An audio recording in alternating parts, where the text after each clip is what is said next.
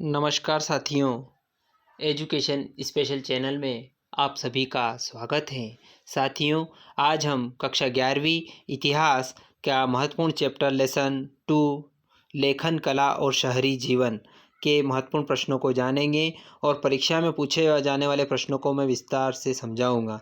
तो आप वीडियो में अंत तक बने रहें, वीडियो को अंत तक देखें। और यदि आपने अभी तक चैनल को सब्सक्राइब नहीं किया है तो प्लीज़ आप चैनल को सब्सक्राइब कर लें और बेल आइकन को प्रेस कर लें ताकि आने वाले वीडियो के नोटिफिकेशन आपको मिलते रहेंगे। आइए शुरुआत करते हैं लेखन कला और शहरी जीवन के महत्वपूर्ण प्रश्न। पहला प्रश्न है, आप यह कैसे कह सकते हैं कि प्राकृतिक उर्वरता और खाद्य उत्पादन के उच्च स्तर ही आरंभ में शहरीकरण के कारण थे। शहरीकरण तभी संभव हो सकता है जब खेती से इतनी उपजें होती हो कि वह शहर में लगे रहने वाले लोगों का भी पेट भरने में समर्थ हो सके। शहर में लोग घनी बस्तियों में रहते हैं, अतः जहाँ शहर का विकास होता है वहाँ की ज़मीन का प्राकृतिक रूप से उपजाऊ होना अत्यंत आवश्यक हो जाता है, क्योंकि ऐसी ज़मीन ही सबसे अधिक लोगों को खाद्यान्न प्रदान करने में समर्थ हो सकती है। लेकिन केवल प्राकृतिक उर्वरता और खाद्य उत्पादन के उच्च स्तर ही शहरीकरण के कारण कदापि नहीं हो सकते हैं। शहरीकरण के अन्य कारक भी हैं, जैसे उद्योगों का विकास, उन्नत व्यापार, लेखन कला का विकास, श्रम विभाजन और कुशल परिवहन व्यवस्था आदि। इन कारकों ने भी शहरीकरण के विकास में महत्वपूर्ण भूमिका निभाई। प्राचीन काल में उद्योगों का विकास शहरीकरण की एक अति आवश्यक शर्त थी। उद्योग मात्र शहरों में रहने वाले लोगों की विभिन्न आवश्यकताओं को ही पूरा नहीं करते, अपितु विभिन्न प्रकार के मजदूरों और कारीगरों को आजीविका के साधन भी उपलब्ध कराते हैं। वास्तव में नगर जीवन और लोगों को एक स्थान पर बसना तभी संभव है जब विशाल संख्या में लोग अलग अलग गैर खाद्यान्न उत्पादक कार्यों में लगे हों। उन्नत व्यापार शहरीकरण का एक अन्य महत्वपूर्ण कारक है। व्यापार के द्वारा ही नगरों में बनने वाला माल ग्रामों में पहुंचता है और ग्रामों से कच्चा माल और तथा खाद्यान्न शहरों में पहुंचता है। उदाहरण के लिए मेसोपोटामिया में अच्छी लकड़ी, तांबा, रांगा, सोना, चांदी, विभिन्न प्रकार के पत्थर आदि तुर्की ईरान से आयात करते थे। इनके स्थान पर मेसोपोटामिया से कपड़ा तथा कृषि संबंधी उत्पाद अन्य देशों को निर्यात किए जाते थे। शहरी विकास के लिए लेखन कला की अहम भूमिका रही है।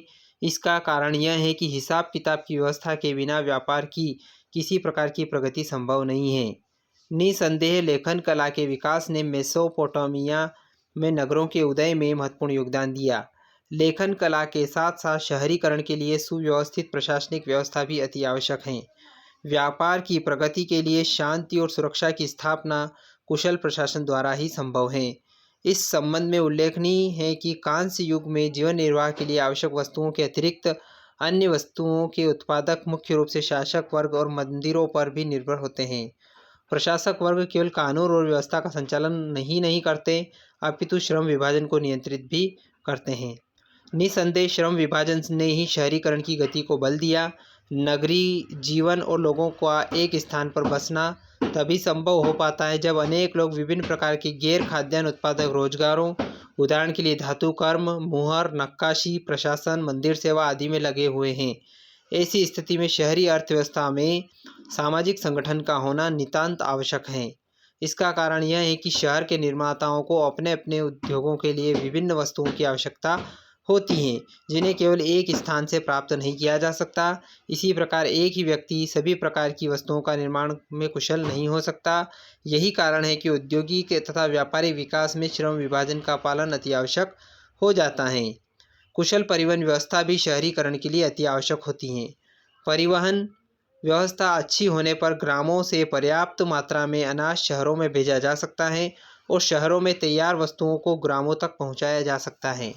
मेसोपोटामिया की नहरें तथा प्राकृतिक जल संसाधन छोटी बड़ी बस्तियों के बीच परिवहन के अच्छे साधन थे। यही कारण है कि उन दिनों फर्रात नदी व्यापार के विश्व मार्ग का कार्य करती थी। उपरोक्त विवेचना के आधार पर कहा जा सकता है कि शहरीकरण के विकास में प्राकृतिक उर्वरता और खाद्य उत्पादन के उच्च स्तर के साथ साथ अनेक कारण भी उत्तरदायी थे। अगला प्रश्न है,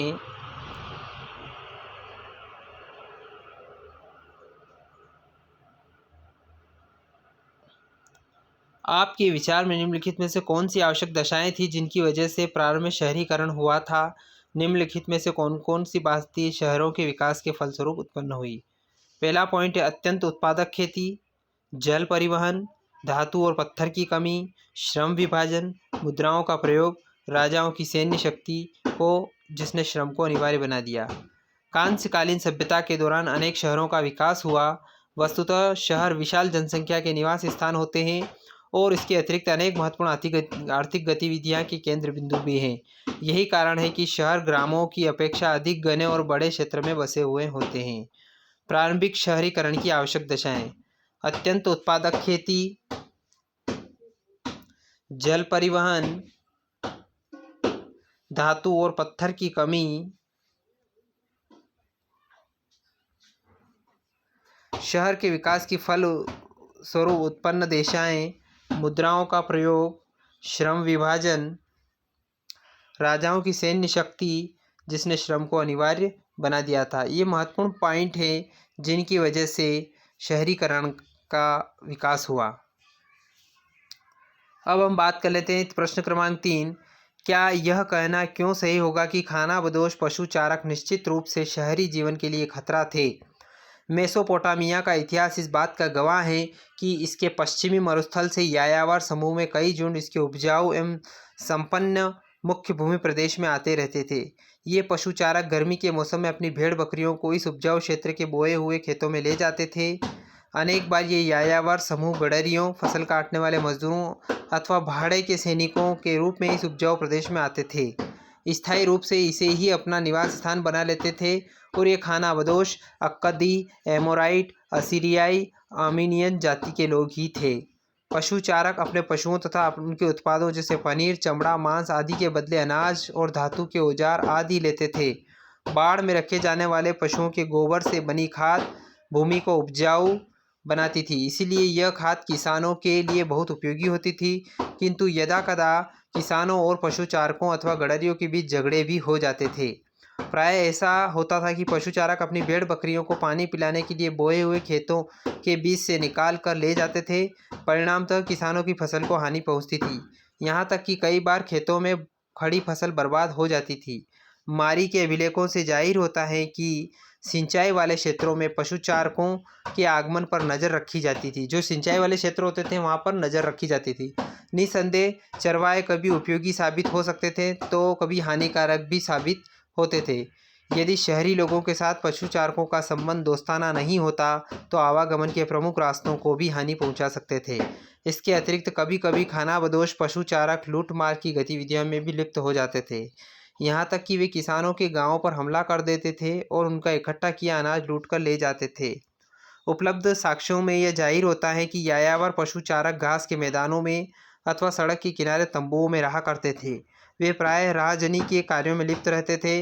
मारी राज्य में कृषक व पशुचारक दोनों निवास करते थे, फिर भी मारी नगर के राजा इन पशुचारक समूह की गतिविधियों के प्रति अत्यधिक सावधान थे। पशुचारकों को राज्य में चलने फिरने की अनुमति थी, किंतु उनकी गतिविधियों पर कड़ी नज़र रखी जाती थी। इस प्रकार मेसोपोटामिया का समाज, वहाँ की संस्कृति भिन्न भिन्न समुदाय के लोगों व संस्कृतियों के लिए खुली थी। निसंदेह विभिन्न जातियों तथा समुदायों के लोगों के आपसी मेलजोल से वहाँ की सभ्यता जीवन शक्ति उत्पन्न हो गई।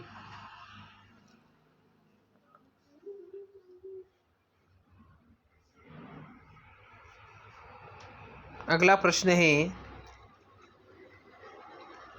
संक्षेप में समझेंगे। शहरी जीवन शुरू होने के बाद कौन कौन सी नई संस्थाएं अस्तित्व में आई? अपने आपके विचार में कौन सी संस्थाएं राजा की पहल पर निर्भर थी? मेसोपोटामिया में कालांतर में अनेक भव्य नगरों का निर्माण हुआ। उनके उरुक, लागांश, बेबीलोन व मारी प्रमुख नगर थे। दक्षिण मेसोपोटामिया में लगभग 5000 ईसा पूर्व आसपास आर्थिक गतिविधियों के परिणाम स्वरूप नई नई बस्तियां स्थापित होने लगी। इन बस्तियों में से कुछ बस्तियों ने प्राचीन शहरों का रूप धारण कर लिया था।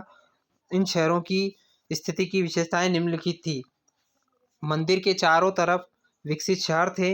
व्यापारिक केंद्रों के आसपास विकसित शहर और शाही शहर हुआ करते थे। इसके बाद बात करें तो अगला प्रश्न है, किन पुरानी कहानियों से हमें मेसोपोटामिया की सभ्यता की झलक मिलती है?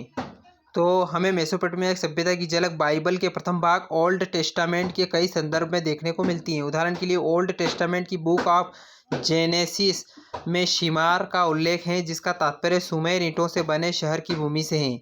यूरोपवासी इस भूमि को अपने पूर्वज की भूमि मानते हैं और जब इस क्षेत्र में पुरातत्वीय खोज की शुरुआत हुई तो ओल्ड टेस्टामेंट को अक्षरशः सिद्ध करने का प्रयास किया गया। सन 1873 में ब्रिटिश समाचार पत्र ने इस म्यूजियम द्वारा प्रारंभ किए गए खोज अभियान कार्य का खर्च उठाया, जिसके अंतर्गत मेसोपोटामिया एक ऐसी पट्टिका की खोज की जानी थी जिस पर बाइबल में लिखित जल प्लावन की कहानी अंकित थी। इस प्रकार यह लेखन कला और शहरी जीवन के ऊपर हम बहुत सारा लिख सकते हैं और कंप्लीट कर सकते हैं। तो आशा करते हैं कि आपको वीडियो पसंद आया होगा। यदि वीडियो पसंद आए तो लाइक करें, शेयर करें, कमेंट करें और अभी तक आपने चैनल को सब्सक्राइब नहीं किया है तो प्लीज़ आप चैनल को सब्सक्राइब कर लें और बेल आइकन को प्रेस कर लें ताकि आने वाले वीडियो के नोटिफिकेशन आपको मिलते रहेंगे। धन्यवाद साथियों। जय हिंद, जय भारत।